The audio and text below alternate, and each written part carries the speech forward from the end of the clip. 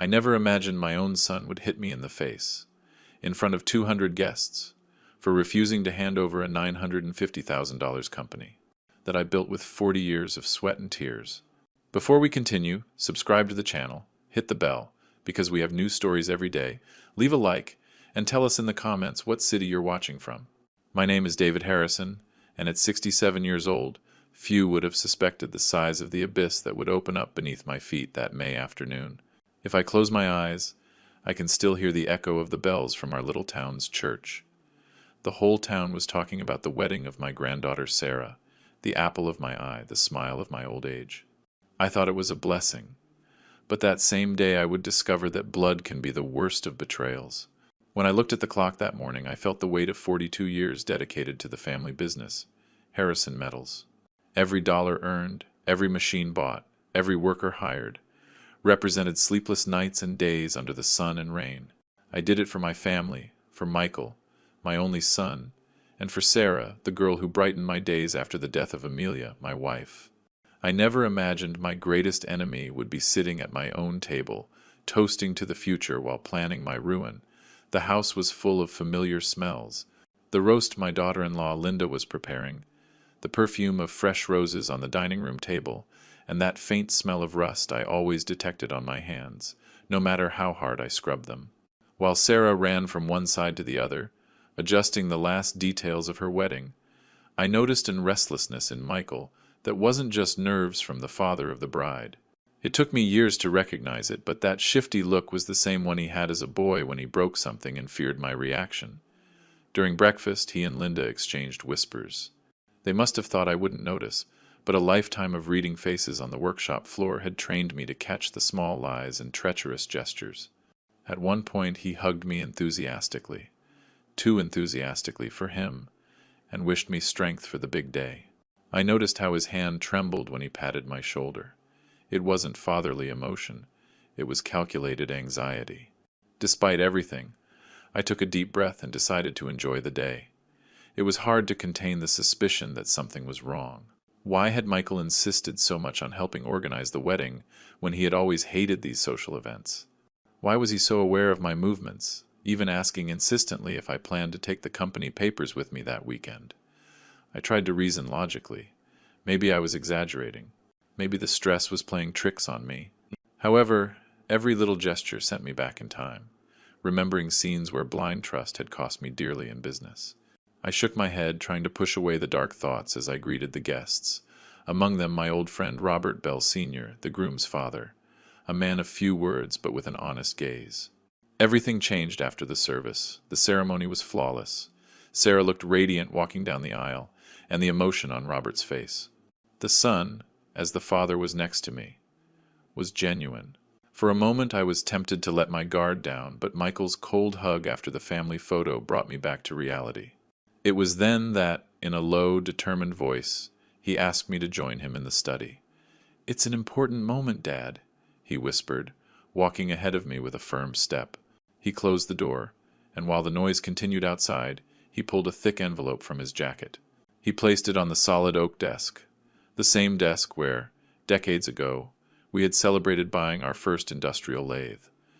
"I want you to sign some documents today," he said without looking me in the eye. "You don't have to worry. It's just about ensuring the company passes to me while you enjoy life, as you deserve." His words were rehearsed. The paper crinkled in his fingers, in contrast to my cold, calm pulse. I didn't answer right away. My mind replayed years of Amelia's warnings. "The deepest betrayal comes from the one you love the most, David." "And why today, Michael?" I finally asked, not hiding the weariness in my voice. "Why at your daughter's wedding, in front of the whole family?" The silence became tense. Michael swallowed hard but tried to recover. "Dad, you're getting older. The company is too much for you. I know what's best for everyone. Don't be stubborn, please." He held out a pen. I didn't tremble, but I felt my trust in him crumble like rust on old steel. "We'll talk about this another day," I answered, without raising my voice. The annoyance on his face was obvious. "You have no idea what we're risking if you keep postponing this," he insisted, almost through gritted teeth. "You can't leave me hanging like this in front of everyone." I left the study with my head held high, though inside I felt like my stomach was about to empty. I knew that scene was just the beginning. From then on, every moment of the party had an undercurrent of threat. The toasts were loaded with hidden meanings, and the noise now sounded like an alarm siren, high-pitched and distant, but unstoppable. As I greeted guests, I saw Michael out of the corner of my eye checking his phone, sending frantic messages. Maybe to Linda, maybe to a lawyer, maybe to no one, just to hide the tension. More than once I saw him whispering to Sarah, who, unaware of it all, laughed nervously and tried to maintain the image of harmony she so wanted for her wedding day. The afternoon wore on, and fear gave way to resolve. If Michael wanted to humiliate me in public, I would have to see just how far he was willing to go. I was prepared for anything, even to discover that the strongest iron is the one that survives the hottest fire, not the careless hammer of an ungrateful son. If the guests had known how close we were to the biggest family storm in our history, maybe no one would have toasted with such joy that afternoon. The real clash wasn't at the party, or in the flowers, or in the wedding vows, but in the silent betrayal that had risen that morning over the foundations of my life and was about to shake them to their core. The cocktail hour passed in an atmosphere I tried to perceive as normal, even though my instinct warned me otherwise. The guests moved around the estate's garden as if nothing had happened in the study minutes before. Sarah looked splendid in her ivory dress, chatting with her college friends, while Robert, her new husband, attended to his coworkers. However, my eyes couldn't leave Michael. I watched him from the main terrace. He had changed his tie, a strange detail considering the ceremony had ended just an hour ago, and he was obsessively checking a leather briefcase he kept under his left arm. It wasn't the same briefcase he used for his usual meetings at the company. This one was new, elegant, as if it had been bought specifically for this occasion. Every time a guest approached to greet me, he appeared immediately, interrupting the conversation with excuses about organizing the event. My brother-in-law Stephen, my late wife Amelia's brother, approached with a glass of red wine in his hand. His eyes reflected the same worry I felt, though neither of us said it out loud. "David," he said quietly, "is everything all right?" Michael seems agitated. It's not the typical joy of a father at his daughter's wedding. I nodded without committing to an answer. Weddings make everyone nervous, Stephen. I guess he's thinking about the cost of all this. But I knew I was lying. Michael's nervousness had nothing to do with expenses or fatherly emotions. It was something deeper, more calculated. I confirmed it when, during lunch, he managed to sit exactly across from me at the main table. Between the first and second course, he discreetly slid a folded napkin to my side of the table. I opened it carefully. "We need to talk before the toast. It's urgent. Don't fail me, Dad." The message was written in a hurry, but the handwriting was firm. He had definitely planned every move of this day. I looked up and our eyes met. In his, I saw a mix of pleading and veiled threat that made my skin crawl. I crumpled the napkin and put it in my jacket pocket, determined to keep my composure, at least until I fully understood his intentions. Linda, sitting to his right, seemed unaware of the tension. She chatted lively with Sarah's aunts about the honeymoon plans for Greece, but I noticed her hands trembled slightly when she lifted her glass. Was she an accomplice in Michael's plans, or just another victim of his schemes? During dessert, a 3-tiered cake that had cost more than my worker's monthly salary, Michael stood up and asked for silence by tapping his knife against his glass. The murmurs gradually faded until only the sound of the wind in the garden's oak trees remained. "Dear family and friends," he began with a smile that didn't reach his eyes. "This is a special moment for our family. Seeing Sarah so happy, so radiant, fills me with pride as a father, but it also makes me reflect on the legacy we leave for the new generations." His words sounded rehearsed, like an actor who had memorized his lines. I looked at Sarah, who was smiling with genuine emotion, completely unaware of the subtext in her father's words. "My father, David," he continued, gesturing to me dramatically, "has worked tirelessly for over 4 decades to build Harrison Metals. He has been an example of dedication and sacrifice. But now, in this golden stage of his life, I believe he deserves to rest and enjoy the fruits of so much effort." A murmur of approval went through the tables. Several guests nodded. Some even applauded discreetly. Michael had managed to win the crowd's sympathy before I could even process where his speech was going. And so, his voice rose slightly, I want to publicly announce that today, on our daughter's happiest day, my father and I will formalize the transition of the family business. It is time for the new generation to take the reins, allowing their elders to enjoy a well-deserved retirement. The applause that followed was more enthusiastic. The guests looked at me kindly, as if Michael had proposed the most natural and loving solution in the world. I felt the trap closing around me. I had become the unwilling star of a play where all the other actors knew their part, except me. I stood up slowly, feeling the weight of all those eyes. The silence became expectant, almost religious.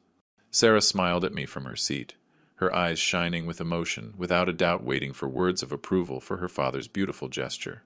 "I appreciate Michael's words," I began, measuring every syllable, "but I must clarify that we have not formally discussed any business transition." The silence that followed my words was deafening. I watched as the guests' smiles slowly faded, replaced by expressions of confusion and slight discomfort. Michael tried to keep his composure, but the flush rising up his neck betrayed him. He didn't expect me to publicly contradict his version of events. "Dad," he cut in quickly with a forced laugh. "It must be the emotion of the moment. You'll remember better after the party. The important thing now is to celebrate Sarah and Robert." But the damage was done. Murmurs began to spread between the tables. I heard fragments of conversations. "They don't agree? What an awkward situation, those poor kids." My cousin Hope, always direct, shot me a questioning look from the distant relatives' table. Sarah quickly came over, taking my arm affectionately. "Grandpa, don't worry about business today. This is my special day, remember." Her voice had its usual sweetness, but I detected a note of pleading that disarmed me for a moment. "Of course, Princess," I replied, caressing her cheek. "I'm sorry for interrupting your celebration, but some things shouldn't be decided under pressure." The look Michael gave me in that instant froze my blood. It was pure, contained frustration, the look of someone watching a carefully crafted plan fall apart. He excused himself from the main table and headed toward a group of my old business partners, Theodore Ted Vargas, Mark Santos, and Jack Herrera. I had known them since the first years of Harrison Metals, back when we shared small contracts and drank beer after grueling days. From where I stood, I could see Michael talking to them with expansive gestures, pointing at me occasionally. I couldn't hear the exact words, but his body language was eloquent. He was building a narrative where I was the stubborn patriarch, clinging unnecessarily to power, refusing to recognize the needs of the new generation. Ted was the first to approach. His 65 years gave him a natural authority among the local businessmen, and his gray beard inspired respect. He clapped me on the shoulder familiarly. "David, my friend." Michael told us about the company transition. "It's natural to feel attached to what you built, but you also have to know when to let go of the reins. Look at me. When I handed the construction company over to my sons, my life changed completely. Now I enjoy my grandkids without the daily stress of the business." His words sounded reasonable, but they came loaded with Michael's prior manipulation. Mark Santos jumped in immediately. "Besides, brother, you're at an age where you should prioritize your health. The shocks of the business aren't good for the heart at 67. I felt cornered. Michael had turned my own friends into unwitting spokesmen for his agenda. The strategy was brilliant, using the genuine concern of respectable people to pressure me into a decision he desperately needed. "I appreciate your concern," I replied calmly, "but my health is perfect, and the company is doing better than ever. I see no reason to rush important changes." Jack Herrera, the youngest of the group, exchanged a meaningful look with Michael before speaking. "Sure, David, but think about it from Sarah's perspective. She needs financial security now that she's starting her marriage. If something happened to you without the succession being formalized, the legal paperwork could complicate everything for months." The mention of Sarah was the lowest blow. Michael had instructed Jack to use my most obvious weakness, my unconditional love for my granddaughter. The move was dirty but effective. I saw several guests nod, convinced that my resistance to the transition could hurt the newlyweds' future. Linda appeared at my side with a glass of whiskey. "Mr. Harrison," she said in a soft voice, "I understand these topics are complicated, but Michael only wants what's best for you and the family. He's been very worried lately about the workload you're carrying. He says you stay at the office very late, reviewing contracts and supervising every detail." It was true. For the past few months I had increased my presence at the company, but not because of inability or old age, but because I had detected minor irregularities in some financial reports. Small discrepancies that wouldn't alarm anyone on their own, but when added up, they painted a troubling pattern. "Linda," I answered carefully, "I work more hours because there are important decisions that require experience. The company isn't just numbers. It's 40 years of relationships, delicate contracts, and market knowledge that you can't transfer overnight." She nodded sympathetically, but I noticed her eyes avoided direct contact with mine. How much did she really know about the true motives behind Michael's urgency? The festive atmosphere had imperceptibly transformed into a collective family counseling session. The guests further away continued their normal conversations, unaware of the drama unfolding in the inner circle, but those who knew the business situation had formed an informal semicircle around us. Robert Sr. approached discreetly. His reserved personality contrasted with the other businessmen, and his opinion carried considerable moral weight in the group. "David," he said in a low voice, "I don't know the details of your specific situation, but I do know that decisions made under pressure rarely turn out well. If you need time to think about it, no one should force you to decide today."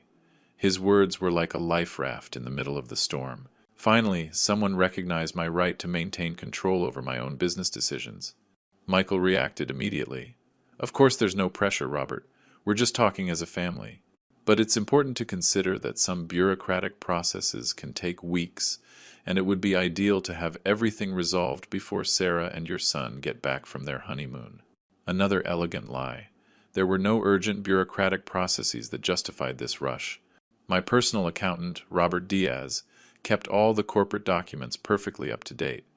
If I decided to transfer the company tomorrow, the paperwork wouldn't take more than 3 business days. The tension was palpable. Sarah and Robert Jr. watched from their table, clearly uncomfortable about becoming the indirect center of a family dispute they didn't fully understand. Other guests began to excuse themselves discreetly, claiming prior commitments or the need to return home early. My decision was made. I wouldn't sign anything that day, no matter how much social pressure Michael applied. But I also understood that the battle was just beginning. If he had invested so much effort in organizing this public ambush, he wouldn't give up easily after my first refusal. What I didn't imagine was how far he would be willing to go to get what he wanted. And I certainly never suspected that the real revelation in this story wouldn't come from him, but from the person I trusted most in the entire world. The afternoon wore on, and the guests began to spread out through the estate's gardens.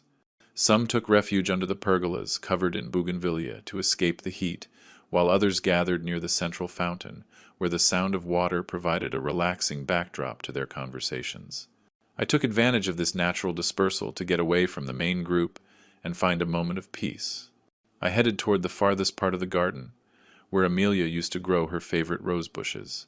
Even though years had passed since her death, Linda maintained that corner with the same care, and the roses bloomed every season like a silent tribute to her memory. It was my refuge when I needed to think clearly. I hadn't been there more than 5 minutes when I heard footsteps on the gravel. Michael appeared from between the trees, walking with determination toward where I was standing. He had completely lost the cheerful composure he had shown during lunch. His face reflected a mix of frustration and urgency that I hadn't seen since his teenage years, when his mischief turned into serious problems. "We have to talk, Dad." Now, his tone was completely different from the one he had used in front of the guests. There was no trace of respect or politeness. It was the voice of someone who had run out of patience and was ready to show his true cards. "I'm listening, Michael." He came closer until he was barely 3 feet away. I could see the small drops of sweat on his forehead and the almost imperceptible tremor in his hands. It wasn't just nerves.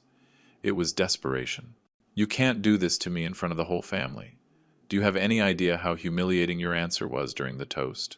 Ted, Mark, and Jack now think I'm an incompetent fool who can't even convince his own father. Maybe because you haven't given me a single valid reason to make such an important decision in such a rush." His breathing quickened. "A valid reason? You don't think it's enough that I've been working at the company for 10 years, learning every aspect of the business, earning the respect of the employees and clients?" "All of that is true," I admitted. "But it doesn't explain why you need me to sign transfer documents today at your daughter's wedding without even discussing it beforehand." He ran his hands through his hair, visibly coming undone. "Why won't you give me a chance, Dad? Every time I try to bring up the subject, you postpone it. You always have an excuse. There's an important contract pending. You need to review the numbers. It's not the right time. There was some truth to his words. For the past few months I had consciously avoided conversations about the succession, but not out of some elderly whim, but because my quiet investigation into the financial irregularities had put me on high alert. "Michael," I said, keeping my tone calm, "the company I built over 4 decades isn't something I can just transfer in an afternoon based on pressure from other businessmen. If you're really ready to run it, you should understand that important decisions require time and analysis." His eyes hardened. "Time? Analysis? Dad, you're 67 years old.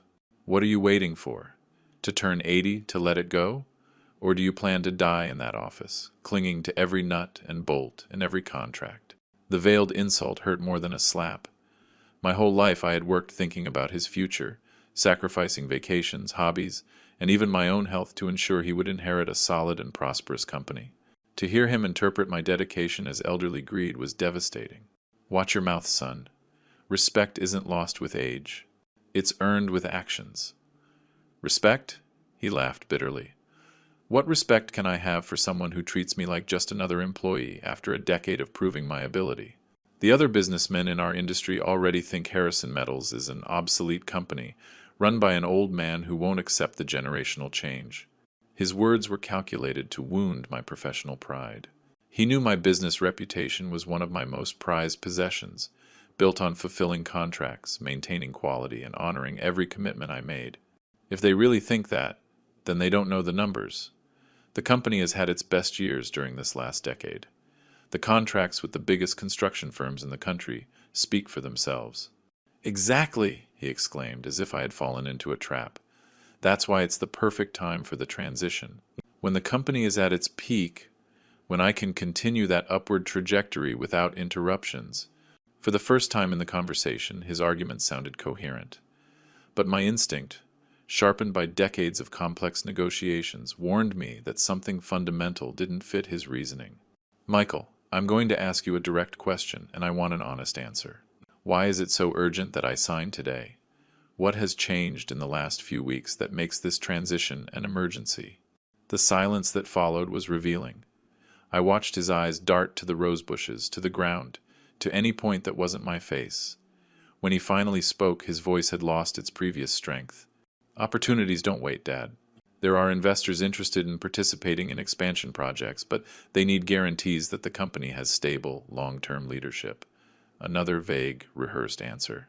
In 40 years of business, I had learned to detect when someone was deliberately avoiding a direct question. What investors? For what projects specifically? If there are growth opportunities, we should analyze them together, regardless of who is leading the company. His discomfort became more and more obvious. They're contacts I've developed on my own, opportunities that came from my own professional networks. "Fine. Tomorrow morning we'll meet at the office, and you can present all the documentation related to these projects. If they truly represent the future of the company, I'll have no problem considering them." "No!" he yelled, completely losing his composure. "You can't keep controlling every decision. You're not the only one who understands this business anymore. I have the right to direct my own future without being under your constant supervision." His emotional explosion confirmed my suspicions. This wasn't about business opportunities or corporate vision. There was something deeper, more personal, and more desperate behind his urgency. "Michael," I said in a firm voice, "I'm going to be very clear with you. I am not signing any documents today. If you want to discuss the succession, we can do it next week." Calmly, with the numbers on the table, and with full transparency, but not under pressure, and not without me fully understanding the real reasons behind your rush. His face transformed. The frustration gave way to something much darker, a combination of anger and panic I had never seen in him. "You have no idea what you're doing to me," he muttered through gritted teeth. "You don't have the slightest idea of the consequences of your stubbornness." "What consequences? What are you talking about?" But he was already walking away, taking long strides toward the main house. Before disappearing between the trees, he turned back one last time. "If you don't change your mind before this party is over, there will be consequences that neither of us can control. And when that happens, Don't blame me for what comes next. I was left alone among Amelia's roses, my heart pounding, and a growing certainty that the real confrontation was just beginning. The veiled threats from my own son confirmed I was facing something much more dangerous than a simple generational dispute over the company. What I couldn't imagine was that the full truth would be even more devastating than my worst fears could conceive. I walked back slowly toward the celebration, but the atmosphere had subtly changed.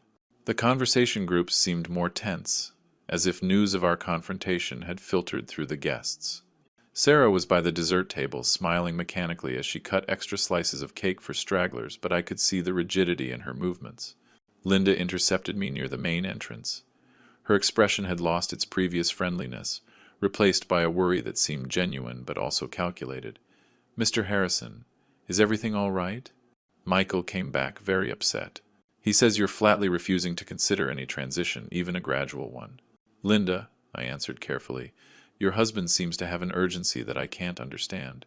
I've worked my whole life building this company.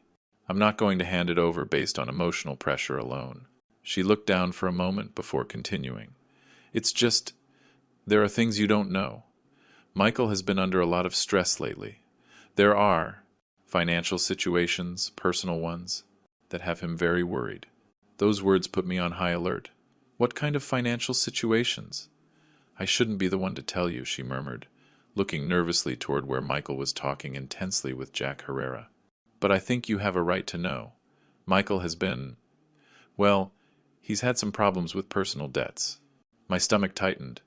For 40 years I had kept the company finances completely separate from family expenses. I never allowed personal problems to affect the company's operation. "What kind of debts?" "Investments that went bad," she answered evasively. "He gambled money on businesses that didn't work out.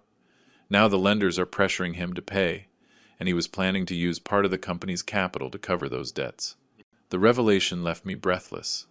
My son had been mixing his personal financial failures with the family business. It wasn't just irresponsibility. It was a fundamental betrayal of the principles on which we had built Harrison Metals. "How much money does he owe?" Linda hesitated before answering. "I'm not sure of the exact amount, but it's considerable. Enough to seriously jeopardize our family's assets if he doesn't find a solution soon." In that moment, I understood the true scope of the trap. Michael didn't want to run the company out of passion or business vision. He needed it as collateral to save his own financial skin. The urgency, the public pressure, the veiled threats, it all made sense now. "And what do you think about all this, Linda?" Her answer was barely a whisper. "I'm scared, Mr. Harrison. The men who lent him the money, they aren't normal people. They've made threatening calls to the house. That's why Michael is so desperate. It's not just about money. It's about our family's safety." The situation had become much more serious than I imagined. I wasn't just facing my son's ambition, but the consequences of irresponsible decisions that had endangered the entire family. I looked for Michael and found him heading toward me again, this time accompanied by Ted and Mark. His expression had hardened, as if he had made a final decision during our time apart. "Dad," he said, loudly enough for several nearby guests to hear, "we've been talking with our business friends about your situation. Everyone agrees that it's normal to feel attached to the company, but also that there comes a time when holding on too tight can be counterproductive." Ted nodded gravely. "David, my friend, we've seen similar cases in this industry. Successful businessmen who didn't know when to give up control and ended up damaging what they had built." Mark jumped in immediately. "Besides, think about Sarah and Robert. They need financial stability now that they're starting their married life. If something happened to you without the succession being formalized, the legal process could freeze the assets for months." It was the same strategy he had used during lunch, but now amplified and with more witnesses. Michael had turned my resistance into the party's main event, forcing me to justify my business decisions in front of people who had no right to an opinion on my private affairs. "Gentlemen," I replied, maintaining my composure, "I appreciate your concern, but the decisions about my company will be made based on technical and legal criteria, not social pressure." Michael exchanged a significant look with Linda before taking his next step. "Dad, there's something else you should know. For the past few months I've been getting inquiries from other business owners in the industry interested in making offers on parts of the company. Very attractive offers that could result in a substantial profit for the whole family." The lie was so blatant it outraged me. What offers? I haven't authorized any sale negotiations, partial or total. You didn't need to authorize them, he replied, with a coldness that made my skin crawl. As vice president of the company, I have the authority to explore business opportunities. And what I've discovered is that by keeping the operation as it is, we are losing out on million-dollar opportunities. There it was, the naked truth. Michael had been using his position in the company to negotiate behind my back, probably compromising assets or contracts without my knowledge. Michael, I said, feeling the anger start to boil inside me, if you have been negotiating in the company's name without my authorization, that is a serious offense that could have severe legal consequences. His reaction was immediate and explosive. Legal consequences? Are you threatening me, your own son, after everything I've sacrificed working in your company for 10 years? The volume of his voice drew the attention of every guest present. Conversations stopped abruptly, and a circle of spectators began to form around us. I am not threatening you, I answered firmly. I am explaining that there are legal and ethical procedures you cannot violate, regardless of your relationship to me. To hell with your procedures, he screamed, completely losing his composure. I am sick of your business ethics lessons. What I need right now is for you to sign those damn papers and stop acting like you're the only one capable of running a business. The circle of guests had widened. Sarah ran over, clearly alarmed by her father's shouts. Robert Jr. followed her closely, his expression one of deep discomfort. Dad. Grandpa. Please, Sarah intervened, tears in her eyes. We are at my wedding. You can't fight like this in front of everyone. But Michael had already crossed every line of sanity. Your grandfather is a selfish man who prefers to keep his power rather than help his own family. He doesn't care that we're in danger. He doesn't care about your future. He doesn't care about anything but his damn company. Enough, I finally shouted. I will not tolerate you speaking to me like that in front of my granddaughter. And then the unthinkable happened. Michael, blinded by desperation and rage, closed his right fist and hit me directly on the left cheek. The impact staggered me, and I felt the metallic taste of blood in my mouth. The silence that followed was absolute. 200 people had just watched a 44-year-old man punch his 67-year-old father at his own daughter's wedding. Sarah screamed in horror. Several men immediately rushed over to support me before I could fall.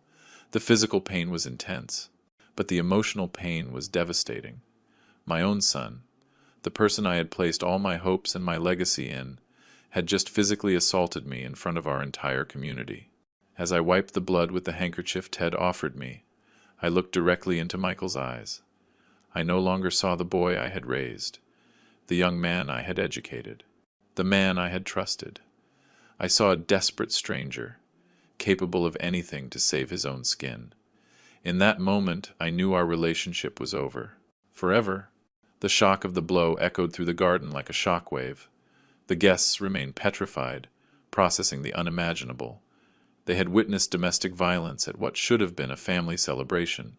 The silence grew heavier and heavier, broken only by the muffled sobs of some of the women and the disbelieving murmurs of the men. Sarah lunged toward me, her face undone, her beautiful wedding dress dragging on the gravel as she ran. Her tears fell freely, smudging the makeup that had taken hours to perfect that morning. "Grandpa! Oh my God, Grandpa!" she cried, taking my face in her trembling hands. "Are you okay? Does it hurt?" The genuine concern in her eyes contrasted brutally with the cold indifference Michael showed toward his actions. He remained motionless, fists still clenched, breathing hard like a cornered animal. "I'm fine, Princess," I murmured, though the sharp pain in my cheek betrayed my words. "It's just a punch." But Sarah was not willing to minimize what happened. She stood up slowly, turning to her father with an expression I had never seen on her before. It was a devastating mix of disappointment, shame, and contained fury. "How could you?" she said, her voice trembling but firm.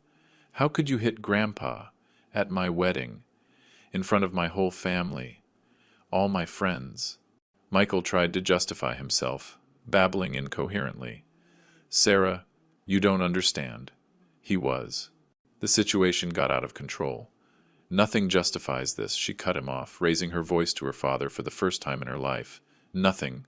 He is your father. He is an old man. He is my grandfather." Robert Jr. approached discreetly and put a protective hand on his new wife's shoulder. His expression showed deep disgust, not just at the violence, but at being involved in a family scandal that would forever taint the memory of his wedding. The guests began to react. Ted and Mark exchanged looks of absolute disbelief. They had never seen anything like this in decades of knowing our family. Jack Herrera moved away discreetly, clearly uncomfortable having been an unwilling participant in the pressure that triggered the violence. Linda remained paralyzed near the main entrance, her hands covering her mouth.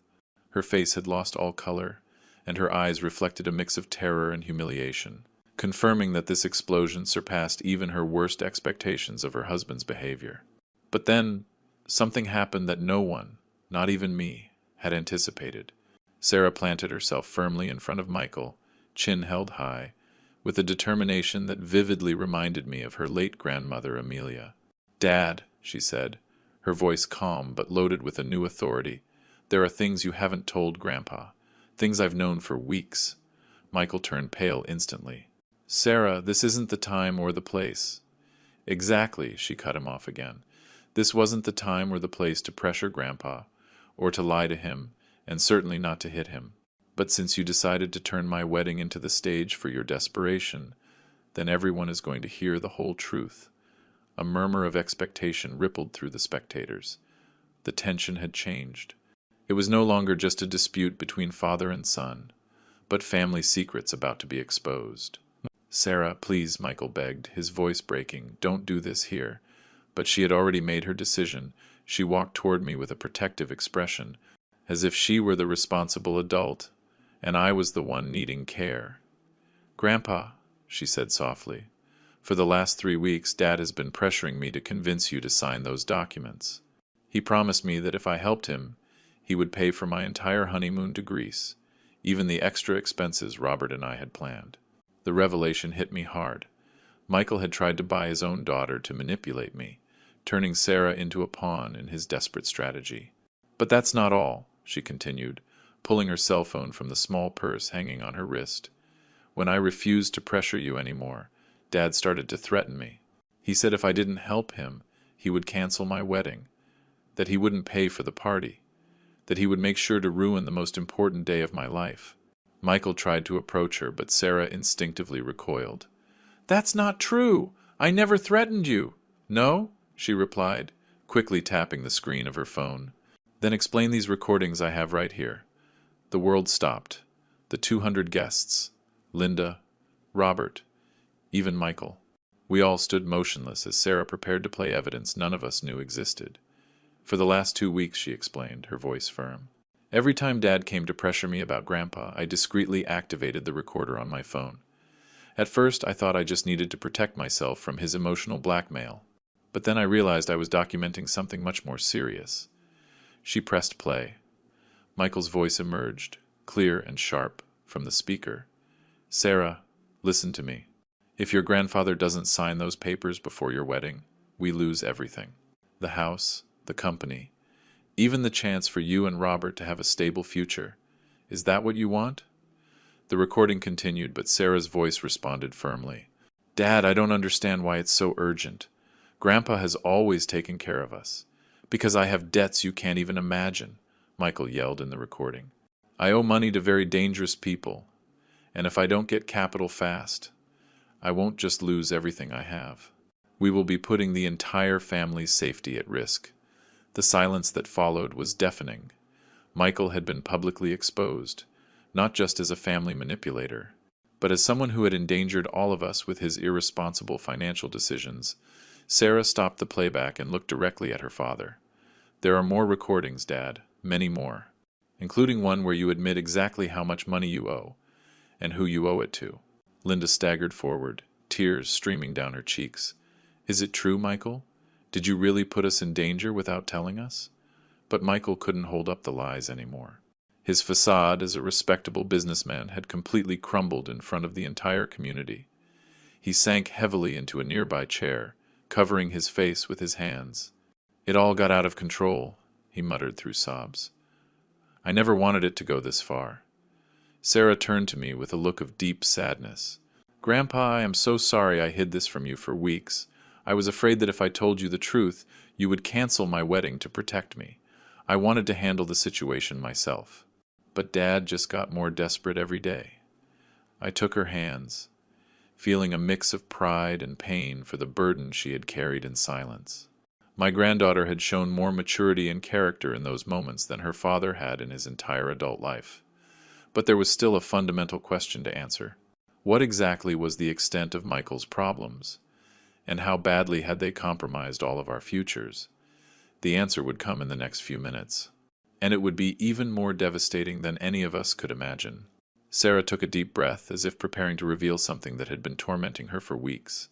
The circle of guests had closed completely around us, creating an impromptu amphitheater where my granddaughter was about to expose the full truth.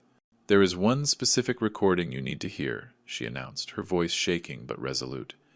"It's from 5 days ago, when Dad came to my apartment completely desperate." Michael shot his head up, his eyes red from crying. "Sarah, no, please. Don't make this public. It's too late for pleading, Dad. You hit Grandpa in front of 200 people. There is nothing private left to protect." She tapped her phone again, searching through several audio files. The tension was palpable. Even the guests furthest away had stopped their conversations to move closer and hear what was about to be revealed. "This recording is almost 10 minutes long," Sarah explained. "But I'm going to play the most important part. It's where Dad admits exactly what kind of trouble he got into." She hit play. The audio quality was surprisingly clear, probably because Michael had been speaking very close to her hidden phone. Sarah's voice came first. "Dad! I don't understand why you can't just ask Grandpa for a loan if you really need money." Then Michael's answer, loaded with desperation. "A loan? Sarah, this can't be fixed with a loan. I owe $280,000 to people who don't accept payment plans or negotiations. They are professional loan sharks, people who lend money for online sports betting." A murmur of shock went through the crowd. Online gambling was taboo in our conservative business community, associated with losing control and family destruction. The recording continued. "It started small," Michael admitted. "Bets of $1,000 or $2,000 on games that seemed like a sure thing. But when I started to lose, I thought I could win it back by betting larger amounts. In 6 months, I lost all my personal savings, the joint account I had with your mother. I even took cash advances on the credit cards." Sarah's voice on the recording sounded horrified. "Does Mom know all this? Your mother knows nothing. She thinks we have cash flow problems at the company, but she doesn't know the real extent. If she finds out I gambled away the college fund for your younger siblings, she'll leave me immediately." Linda let out a choked gasp hearing this. She had found out at that very moment, along with everyone else, that Michael had systematically destroyed his entire family's financial security, but the most devastating revelation was yet to come. Michael's voice on the recording grew more frantic. "The lenders aren't taking excuses anymore. They gave me until the 15th of this month to pay in full, or they'll start taking measures to get their money in other ways." "What kind of measures?" Sarah asked on the recording. "They threatened to go directly to your grandfather. They'll tell him everything. The gambling, the debts. They'll even show him photos of our house and your apartment. They said if I can't pay, they will find ways to make the family pay for me." The silence that followed on the recording was chilling.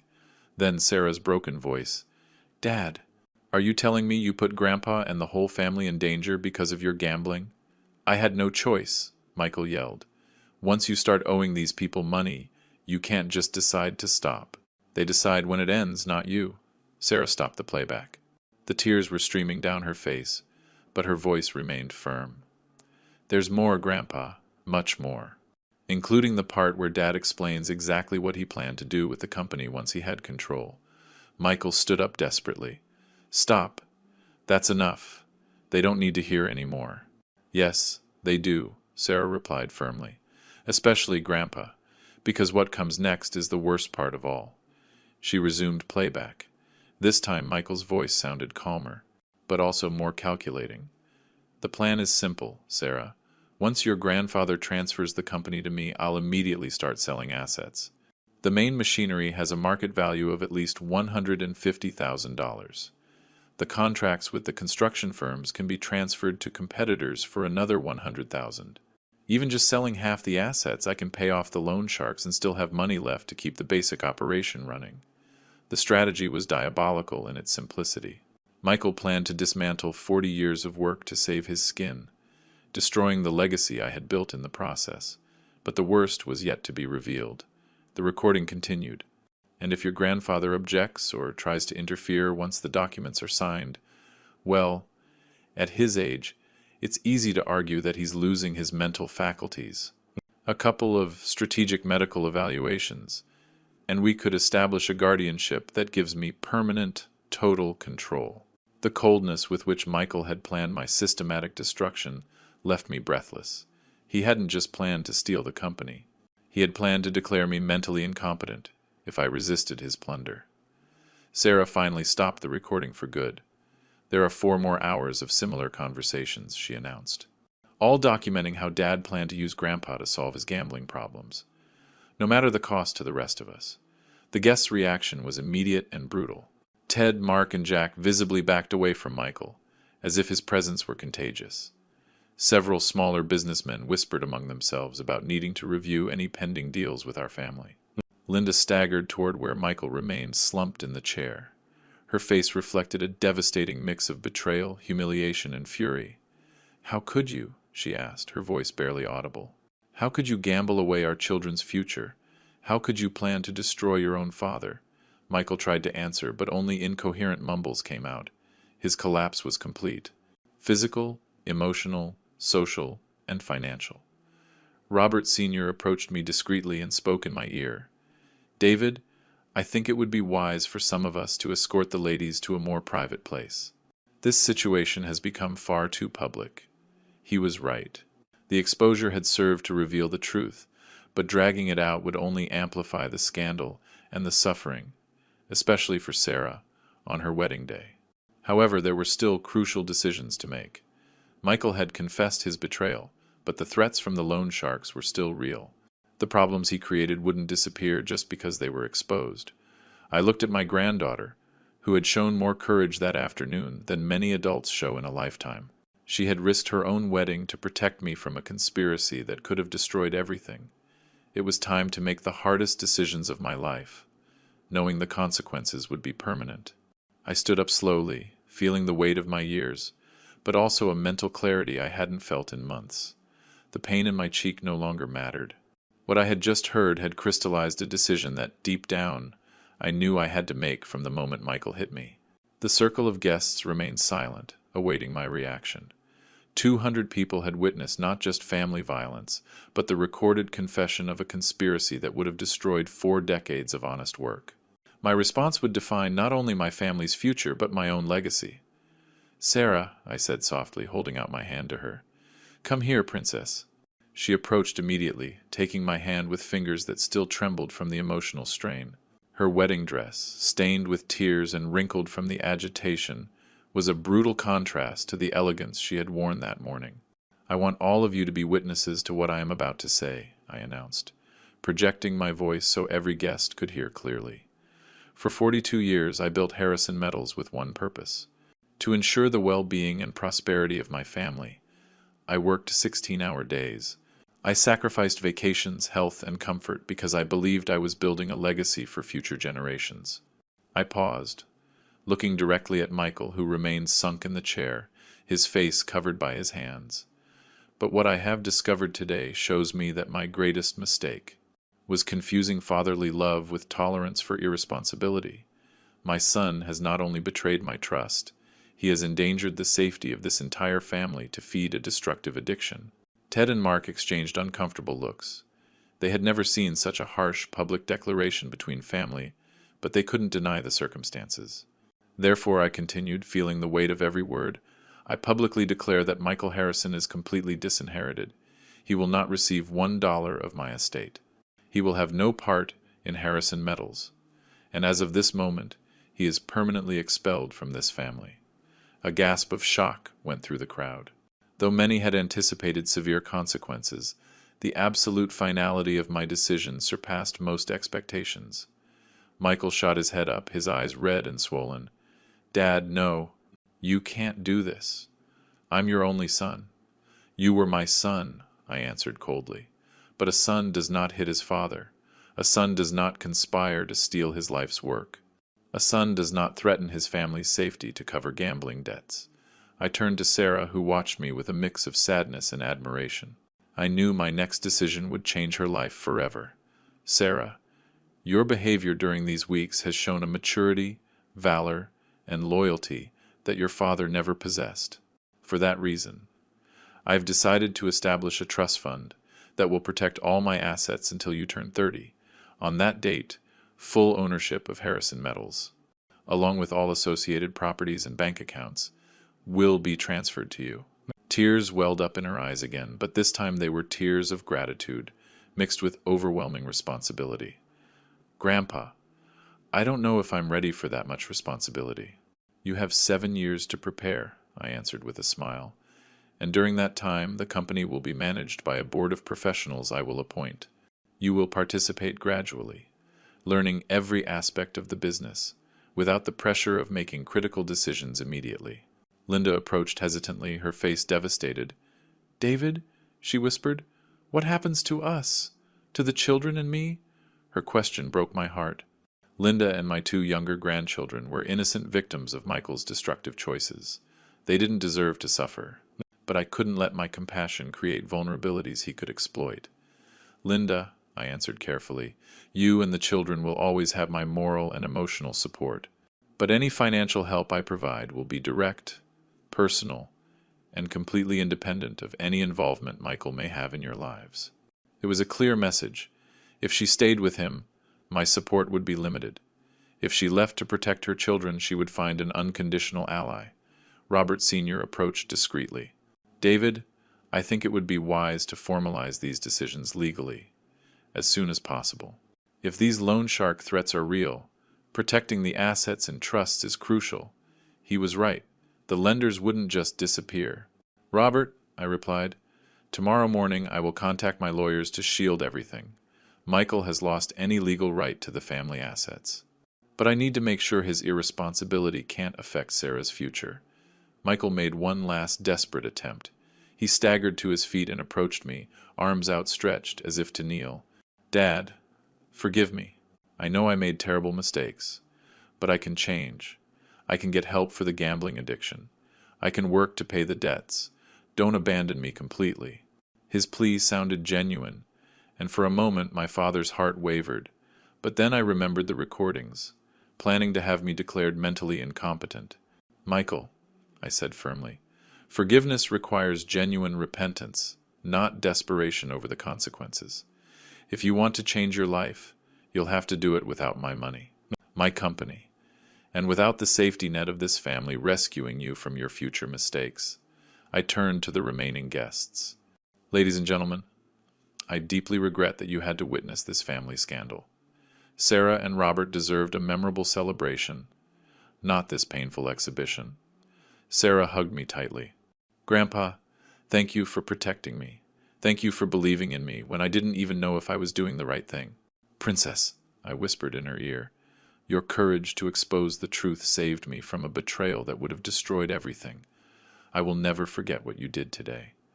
The guests began to disperse, some saying quiet goodbyes, others just walking away. My decision was made. Michael had lost his inheritance and the privilege of calling himself my son. Some betrayals simply cannot be forgiven. What I didn't know was that the biggest challenges were still to come, and my determination would be tested in ways I couldn't even imagine. The silence after my declaration spread through the garden. The guests were processing the complete collapse of a family. Michael remained standing, swaying. But then, something completely unexpected happened. He literally threw himself at my feet, falling to his knees on the gravel with such force the sound echoed clearly. His suit pants tore. His knees began to bleed, but he seemed numb to the physical pain. Dad, please, he cried, his voice broken. You can't destroy my life like this. I'm your blood, your only son. Everything I am, I owe to you. His desperation was genuine but also pathetic. The businessmen present exchanged uncomfortable looks, disgusted. Sarah stepped between us, placing herself protectively in front of me. Dad, stop! That's enough! You can't keep manipulating Grandpa with begging after everything you've done. You don't understand, he yelled from the ground. Without the company, without the family name, I'm lost. The loan sharks aren't just going to disappear because he disinherited me.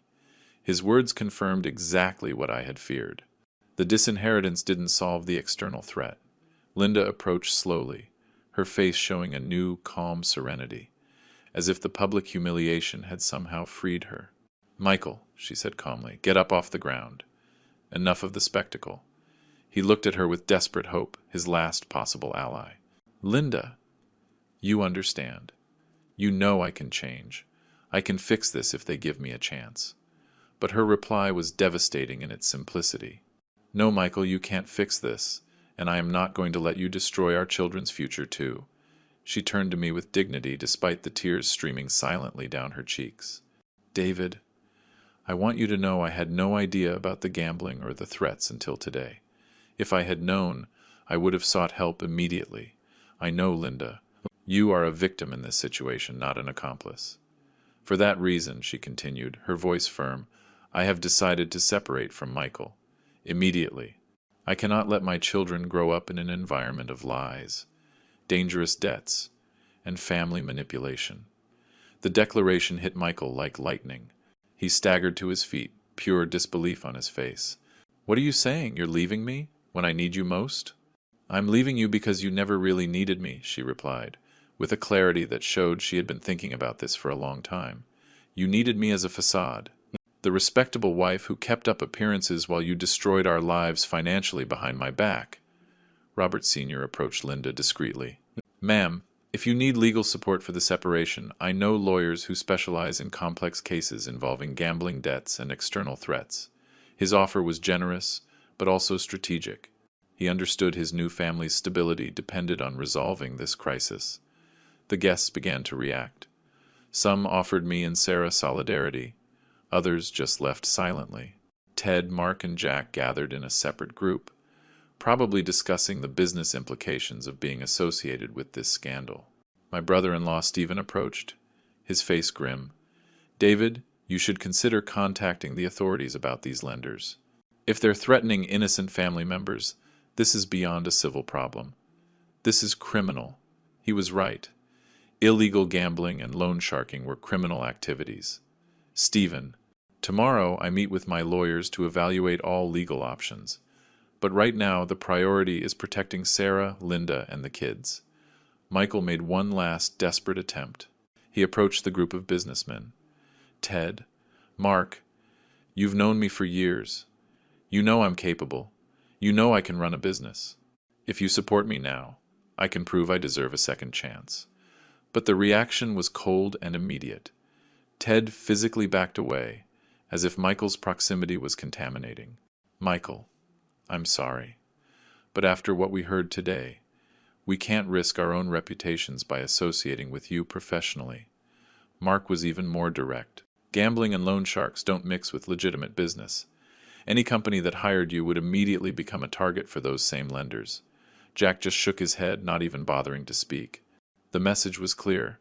Michael was an outcast, not just from the family, but from the entire business community. The realization of his complete isolation hit him. He collapsed again, this time onto a garden bench, covering his face with his hands. His sobs were audible. But they no longer generated sympathy, only discomfort. Sarah approached him one last time, not with compassion, but with finality. Dad, you have two options. You can accept the consequences of your decisions with dignity, or you can keep humiliating yourself publicly without changing anything. But what you cannot do is keep hurting Grandpa or Mom with pleas that won't change their minds. Sarah, you're my daughter. Are you abandoning me too? I'm not abandoning you, she said sadly, but with resolution. I am protecting myself from you, just like Grandpa is protecting the whole family from the consequences of your mistakes. She turned to me with a mature, determined expression. Grandpa, I think we should end this celebration. The guests have seen enough, and we all need time to process what happened. She was right. Ladies and gentlemen, I announced to the remaining guests, I deeply regret that my granddaughter's wedding has ended this way. I thank you for your presence and your understanding in such difficult circumstances. The guests began to leave. Within 30 minutes, the garden that had been full of music and celebration was a desolate space, with only our fractured family remaining among the abandoned tables. Michael just sat on the bench, completely defeated as the sun began to set. His kingdom of lies had collapsed in a single afternoon, and the consequences would be permanent. My determination was unshakable. Some decisions, no matter how painful, are simply necessary to protect what truly matters. The following days were a whirlwind of legal paperwork, financial decisions, and a complete reorganization of my life. Monday morning, just 48 hours after the wedding, I met with Richard Miller, my trusted lawyer for 20 years, at his office downtown. Richard had heard the rumors, but when I showed him Sarah's recordings and explained Michael's conspiracy in detail, his professional expression turned to genuine shock. David, in 30 years of family and corporate law, I have never seen a case of such systematic manipulation between direct family. The recordings are irrefutable evidence of malicious planning to defraud an estate through deceit and coercion. He put a thick folder on his desk. I've reviewed your entire asset structure. The good news is, Michael never had direct legal access to the main assets. His VP powers were limited and always required your final authorization. But I found disturbing irregularities in some secondary accounts. Over the last 8 months, small, repetitive transfers were made, totaling approximately $47,000. Individually, they didn't trigger alarms. But the pattern suggests systematic, unauthorized extraction. The confirmation of my suspicions hurt deeply. He hadn't just planned to steal. He had already started. Richard, I want you to immediately begin all legal procedures to completely shield the assets, irrevocable trusts, protected jurisdictions, whatever is necessary, so neither Michael nor his creditors can touch a single dollar. For the next 4 hours, we signed documents restructuring 40 years of accumulated wealth. Harrison Metals was transferred into a trust, managed by a board of 3 independent professionals, with specific instructions to prepare Sarah to assume total control when she turns 30. What if Michael tries to legally contest these transfers? I asked. The recordings eliminate any chance of judicial success, Richard said confidently. We'll also establish an additional security protocol. If Michael or any persons associated with him attempt to approach you, Sarah, or the assets with threats, it will automatically trigger criminal extortion charges. On Wednesday morning, I received the visit I had been dreading, but also expecting. Michael appeared at my house, gaunt, his clothes wrinkled, with several days' worth of beard. He looked like someone who hadn't slept since Sunday. Dad, we need to talk. In private, we have nothing to talk about, Michael. My decision is final and irreversible. Please, he begged. 5 minutes. There are things you don't know, situations beyond what Sarah recorded. Against my better judgment, I let him into the living room, but I kept my cell phone active, discreetly recording, just as Richard advised. The lenders contacted me last night, he began, without preamble. They know about the wedding, the disinheritance, everything. They said if the family doesn't pay my debts, they will start taking direct action against the properties and against people. What kind of measures? They threatened to burn down the workshop. They also mentioned Sarah by name. They said they know where she lives with Robert. The terror in his voice seemed genuine, but I had learned to distrust anything that came out of his mouth. Michael, those threats confirm exactly why I made the right decision. Any contact you have with me or any member of this family only puts us in greater danger, but you can help me without risking anything, he exclaimed desperately. I just need $150,000 to get them off my back. It would cover the most urgent part of the debt and buy me time. I am not giving you $1, Michael, and if you try to approach Sarah or Linda again looking for money, I will personally make sure the authorities know exactly where to find you. His expression changed radically. The pleading gave way to something much darker, pure resentment, and a badly hidden threat. You're going to regret this, he muttered through gritted teeth, when they start burning property, when they start hurting innocent people. You're going to remember you could have stopped it all with a simple wire transfer. Get out of my house, now. This won't be your house for much longer, he replied with malice. The loan sharks already know you have properties, bank accounts, valuable assets. If I can't pay them, they'll find ways to collect directly from the family. I physically walked him to the door and shut it. His final threats confirmed the nightmare was far from over. That same afternoon, I hired private security for my house, for the workshop, and for Sarah and Robert's apartment. I also installed new alarm systems connected directly to the local police station. On Friday, Linda arrived accompanied by her two younger children, Emily and Daniel, 13 and 15. The kids looked confused and scared, clearly affected by the family's disintegration. David, Linda said, "I came to say goodbye. I've decided to move with the children to my sister's house in Denver, at least temporarily, until this situation is resolved. It's the smartest decision, Linda. You aren't safe here while Michael is involved with those lenders. Can we stay in touch? The children love you as their grandfather, regardless of what their father did." The request moved me deeply. Emily and Daniel were innocent victims. My love for them was unchanged. Of course. In fact, I want to establish an educational fund for both of them, completely independent of anything related to their father. When they are ready for college, they won't have to worry about the costs. Linda's eyes filled with tears of gratitude. Thank you. Knowing you'll still be part of their lives gives me hope that something positive can come from this. On Sunday morning, exactly 1 week after the disastrous wedding, I made the most painful but necessary decision of all. I put my house up for sale and started looking for a smaller apartment in a different part of the city, the family home, with its 40 years of memories with Amelia. With Michael as a child, with Sarah growing up within those walls. It had been contaminated by the threats and the violence. It no longer represented security, but vulnerability. My real estate agent, surprised by the urgency of the sale, got me an excellent offer.